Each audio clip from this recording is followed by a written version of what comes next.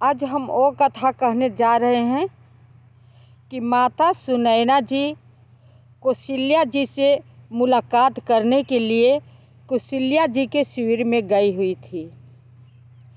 जब वो चलने लगी तो बहुत अनुग्रह करके कौशल्या जी से उनका पैर पकड़ करके बोलती हैं कि हे सखी, हे देवी, आप मेरी सीता जी को मेरे साथ जाने के लिए आज्ञा दीजिए। तो इसी विषय पर हम कथा कहेंगे। पहले प्रभु श्री राम जी का स्मरण कर ले, हनुमान जी को आसन दे ले, तब आगे बढ़ेंगे, क्योंकि ये कहना बहुत ज़रूरी होता है। जब आप सब श्री रामचरितमानस कथा कहेंगे, रामायण पढ़ेंगे, तो बात कहना अनिवार्य है। तो चलते हैं। भक्ति भक्त भगवंत गुरु चतुर्नाम बपु एक, तिनके पद बंदन करो नासे विघ्न अनेक। तिनके पद बंदन करो, सिए मांडवी उर्मिला श्रुति कीरति बरबाम, चारु सुवन चारु रतन तुलसी करत प्रणाम। भाषा तुलसीदास कृत कथा करो अनुसार, आसन लीजय हृदय महु आया हूँ पवन कुमार। जय श्री सीता राम जी हरि, जय प्रभु दीन दयाल हरि। अस कहीं पग परि प्रेमयति, सिए हित विनय सुनाई, सिए समेत सिए मातु तब चली सुआय सुपाय। मंगल भवन मंगल हारी, द्रबहु सुदशरथ अजिर बिहारी। ऐसा कहकर कौशल्या जी से सीता जी के माता जी सुनैना जी कौशल्या जी के पैर पकड़ करके प्रेम पूर्वक ऐसी वाणी बोलती है। तब ये आज्ञा देती हैं कौशल्या जी। आज्ञा पा करके सीता जी समेत सुनैना माता जी अपने डेरे को आती हैं। जब डेरे को आती हैं तो जानकी माता जी प्यारे कुटुंबियों से सबसे मिली। उसके बाद जो जैसा योग्य था वैसा योग्य माया रूपी धारण करके माता सीता जी सबसे मिली। अपना वैसा ही रूप धारण करके माया योग से जो जैसा था वैसा वैसा सीता जी सबसे मिली। जनक श्री राम जी के गुरु वशिष्ठ जी की आज्ञा पाकर डेरे को चले और आकर उन्होंने सीता जी को देखा। अब गुरु वशिष्ठ जी जनक जी को साथ ले करके जनक जी को डेरे के आते हैं। जब जनक जी को डेरे के आते हैं तो जनक जी से सीता जी से मुलाकात होती है। जानकी जी अपने पवित्र प्रेम और प्राणों को पाहुनी जनक जी को हृदय से लगा लिया। जनक जी पाहुनी समझ करके सीता जी के अपने प्राणों प्यारी समझ करके पाहुनी समझ करके उन्हें हृदय से लगा लेते हैं। उनके हृदय में वात्सल्य प्रेम का समुद्र उमड़ पड़ा। जैसे बालक को देख कर के प्रेम उमड़ जाता है, उसी प्रकार जनक जी के हृदय में प्रेम उमड़ पड़ा। राजा का मन मानो प्रयाग हो गया। प्रयाग सबसे बड़ा तीर्थ है, तीर्थों का राजा माना गया है प्रयाग। वही गोस्वामी तुलसी जी प्रयागराज का उदाहरण देते हुए कह रहे हैं। उस समुद्र के अंदर उन्होंने आदि शक्ति सीता जी के अलौकिक स्नेह रूपी अक्षय वट को बढ़ते हुए देखा। उस सीता जी के प्रेम रूपी वट पर श्री राम जी के प्रेम रूपी बालक बाल स्वरूपधारी भगवान सुशोभित हो रहा है। आप प्रयागराज में देखेंगी अक्षय वट जी। अक्षय वट जी को उदाहरण इसलिए तुलसीदास जी दिए हैं कि अक्षय वट जी कभी पुराना नहीं होते हैं, अब बढ़ते जाते हैं। इस तरह के उदाहरण दिए हैं कि उसी तरह बाल स्वरूप कहने का मतलब अक्षय वट जी हमेशा बाल स्वरूप नए नए रहते हैं, नए नए रहते। जब आप देखेंगी तो ऊपर का तना पुराना सा लगेगा, लेकिन जितना नीचे की आप सब देखेंगे ना तो नए जैसे एकदम कोमल कोमल पत्तियाँ, नए नए टहनियाँ, नए नए सब दिखने को मिलेगा। जो प्रयागराज गया होगा, अक्षय वट जी को दर्शन किया होगा तो वो अवश्य देखा होगा। जो प्रयागराज जाता है स्नान करके अक्षय वट जी को दर्शन करना होता है। तो एक अक्षय वट जी तो ऊपर ही से दर्शन किया जाता है, ज़्यादा भीड़ होता है जिसको मालूम नहीं होता है तो पुलिस ऊपर ही से चौतरा बनाया गया है 2 जगह। एक प्रवेश करते समय अक्षय वट जी मिलते हैं, वहीं पर किसी को दर्शन करा के भेज देते हैं। आप किला में प्रवेश करेंगे, वहाँ पर बहुत भारी अक्षय वट जी हैं, वहाँ पर भी दर्शन करा के भेज देते हैं। एक असली अक्षय वट जी जो हैं, जो हमेशा नए रहते हैं, वो गुफे के अंदर हैं। उसी में सारे देवता ऋषि मुनि लोग देवता लोग भी हैं गुफे के अंदर। वहाँ बिना टार्च का नहीं दिखा जा सकता, तो वहाँ पर बिजली ग्रह के बत्ती ग्रह के सब किया गया है, उसी के प्रकाश से सब लोग दर्शन करते हैं, तो वहाँ का दर्शन शुभ होता है। ऊपर आ करके जो जिसकी मन में मन कामना हो, ऊपर वाला अक्षय वट जी में जो राजा के किले के अंदर है, उसमें मनोकामना के लिए अपना धागा बांध दिया जाता है। तो असली पताल का वो अक्षय वट जी एकदम नए नए होते हैं, एकदम पताल में है, बहुत नीचे सीढ़ी से आपको उतर कर जाना होता है। पताल में अक्षय वट जी बैठे होते हैं, 2 वहाँ पर साधु होते हैं, जटाधारी तांत्रिक जैसे दिखने में लगते हैं। अब भगवान जाने कैसे हैं। और उसके पास एक शिवलिंग की है बहुत विराट, वो भी अंदर ही रहते हैं, और सारे देवता ऋषि लोग अंदर ही रहते हैं। तो सबको जो हम लोगों को मालूम है, पास ही में अक्षय वट जी प्रयागराज जी हैं, प्रति वर्ष जाते हैं। तो जाते आते सब हम लोग को पता है कि कहाँ पर किस चीज़ है। और जिसको नहीं जानकारी है ना, तो इधर ही बहुत भीड़ होती है अक्षय वट जी को दर्शन करने के लिए। कभी कभी तो ज़्यादातर के भीड़ हो जाती है तो ताला लॉक हो जाता है। तो उसी का उदाहरण दे करके गोस्वामी तुलसीदास लिखे हैं कि वैसा बाल स्वरूप मानो भगवान जी हैं और सीता जी हैं। उसी रूप में गोस्वामी तुलसीदास जी देख कर के लिखे हुए हैं राजा जनक जी के, कि राजा जनक जी हृदय से लगाते हैं सीता जी को, जैसे बालक थी सीता जी वैसे हृदय से लगा लेते हैं, सुशोभित हो रहे हैं। जनक जी का ज्ञान रूपी चिरंजीवी मार्कंडेय मुनि व्याकुल होकर डूबते डूबते मानो उस श्री राम प्रेम रूपी बालक का सहारा पाकर बच गया हो, जो कि जनक जी वैराग्य कहलाते थे। उनका ज्ञान सब भूल गया सीता जी को देख करके। सबने वहीं पर वशिष्ठ मुनि जी थे, समझाया तो मानो कि जैसे कि मार्कंडेय जी के यहाँ पर उपमा दी गई है, गोस्वामी जी दिए हैं कि मार्कंडेय जी के 5 ही साल की केवल आयु थी।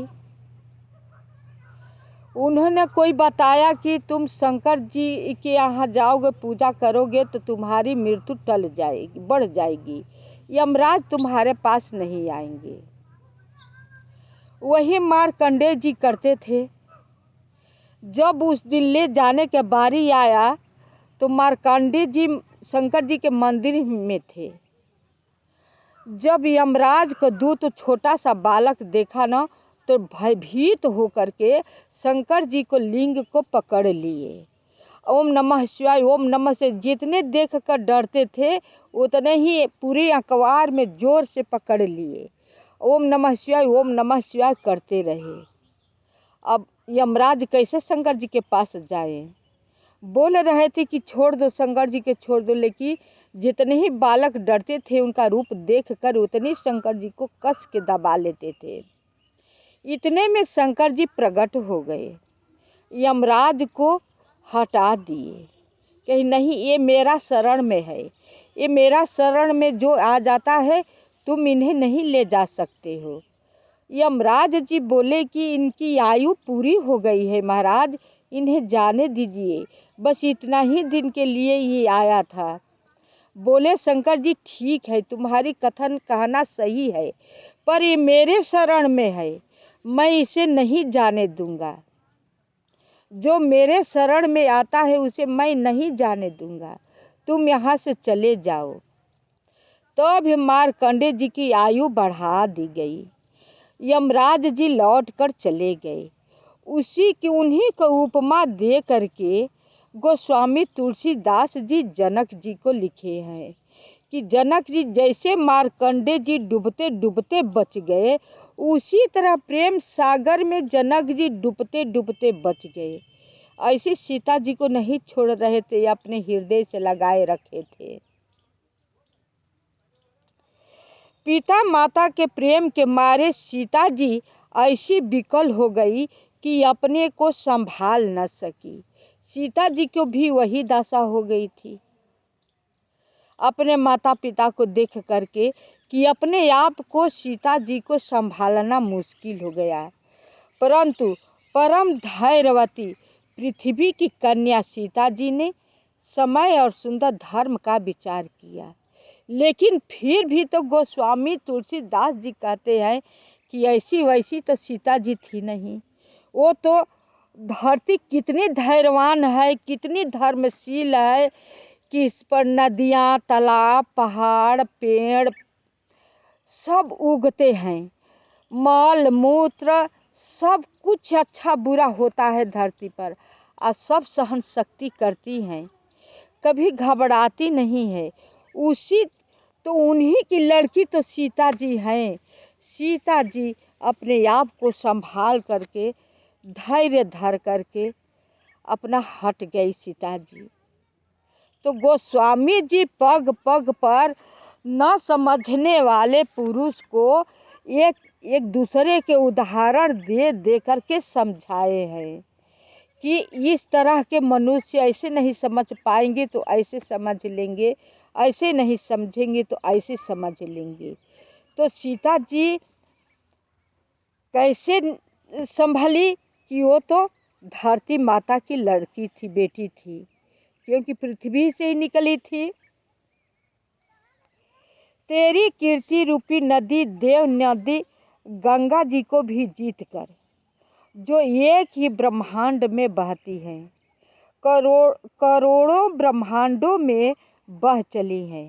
गंगा जी ने तो पृथ्वी पर 3 ही स्थानों हरिद्वार, प्रयागराज और गंगा सागर को बड़ा तीर्थ बनाया। वहाँ से हिमालय से जब गंगा जी निकली तो करोड़ों उसमें से शाखाएं निकली, करोड़ों नदियाँ निकली, जो जहाँ की तहाँ बह गई। लेकिन गंगा जी वही आ करके धरती पर 3 जगह बहुत बड़े स्थान तीर्थ बना दिया। कहाँ कहाँ?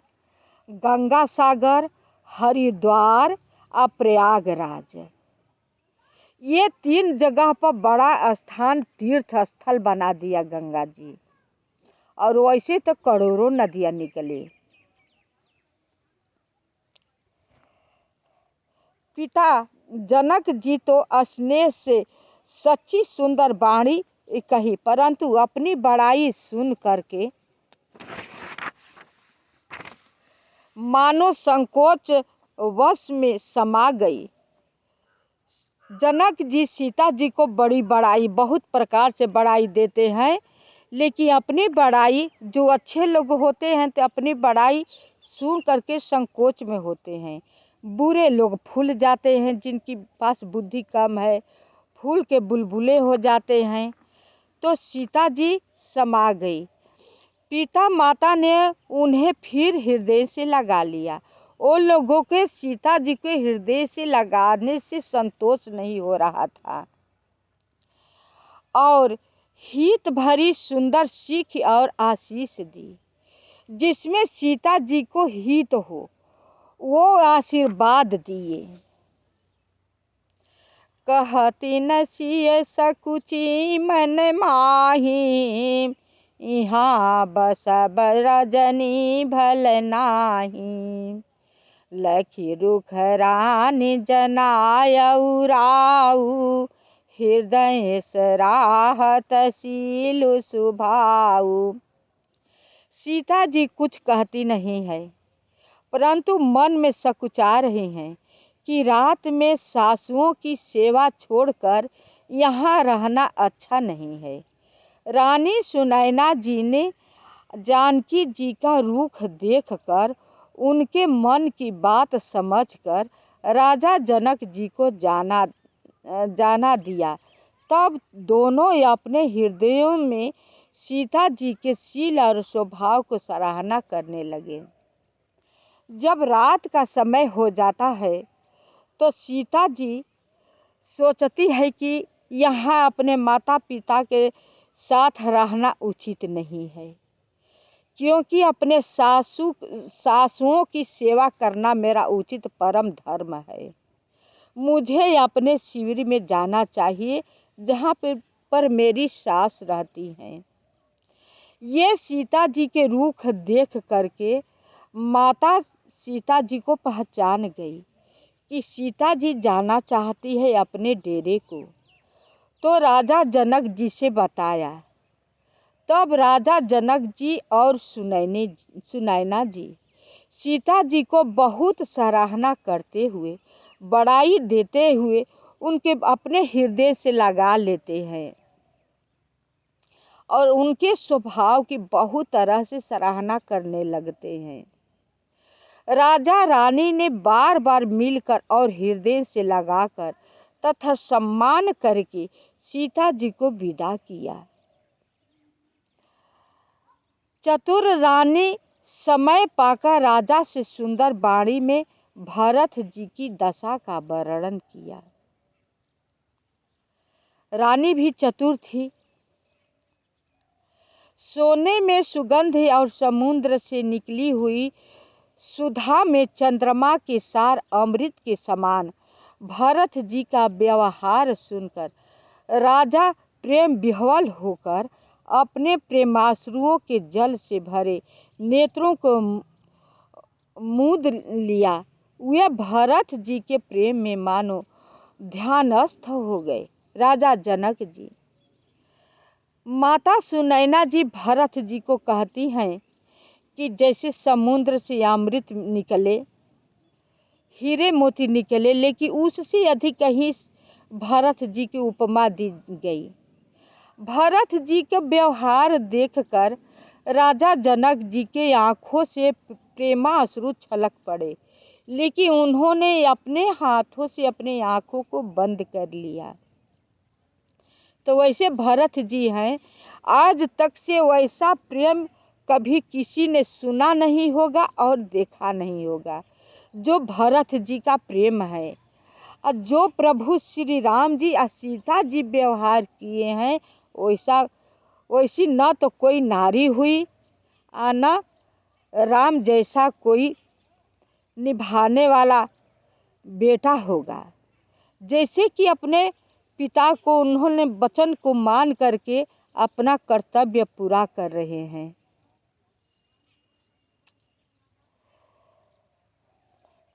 बोले, हे सुमुखी, हे सुनैनी, सावधान होकर सुनो। भरत जी की कथा संसार के बंधन से छुड़ाने वाली है। धर्म, राजनीति और ब्रह्म विचार, इन तीनों विषयों में अपनी बुद्धि के अनुसार मेरी थोड़ी बहुत गति है। इनके संबंध में मैं कुछ जानता हूँ। धर्म, राजनीति और ब्रह्म ज्ञान में प्रवेश रखने वाली मेरी बुद्धि भरत जी की महिमा का शेष जी, महादेव जी, सरस्वती जी, कवि, ज्ञानी, पंडित और बुद्धिमान सब किसी को भरत जी के चरित्र कीर्ति करनी, धर्मशील गुण और निर्मल ऐश्वर्य समझने में और सुनने में सुख देने वाले हैं और परम पवित्रता में गंगा जी का तथा स्वाद मधुरता में अमृत का भी तिरस्कार करने वाले हैं। कह रही हैं माता सुनैना जी कौशल्या जी से कि धर्म एक भरत जी का जो धर्म कीर्ति है, सुनने वाले के जैसे कि समुद्र से अमृत निकलता है। कोई कीर्ति बहुत अच्छा करता है, चला जाता है, उसका गुणगान सभी लोग करते हैं, लेकिन ये सबका जो है एक ही से बड़े बड़े राजा लोग हैं, लेकिन भरत जी का बराबरी कोई नहीं कर सकता है। भरत जी का जो भक्ति करेगा, भरत जी का जो चरित्र पढ़ेगा और प्रेम मग्न होकर के सुनेगा, उसे सारे पुण्य का खान मिल जाएगा। ऐसा भरत जी का चरित्र है, ऐसा भरत जी का व्यवहार स्वभाव है कि जो मनुष्य से प्रेम धारण हृदय में करेगा वो श्रेष्ठ को पावेगा, कहीं पे विफल नहीं होगा। अधर्म में उसकी कीर्ति की बढ़ोतरी होती रहेगी। ये माता सुनैना जी और राजा जनक जी कह रहे हैं। तो हम कथा को यहीं पर विराम दे रहे हैं। मेरी कथा सुनकर को आप सब लाइक सब्सक्राइब अवश्य कीजिएगा कि सीता जी को मिलन और जनक जी को मिलन आप सबको कैसा लगा, कमेंट कीजिएगा। इससे क्या होता है ना, मेरा मनोबल जो है बढ़ता है, बहुत कुछ कहने की इच्छा करता है। शेष भाग अगले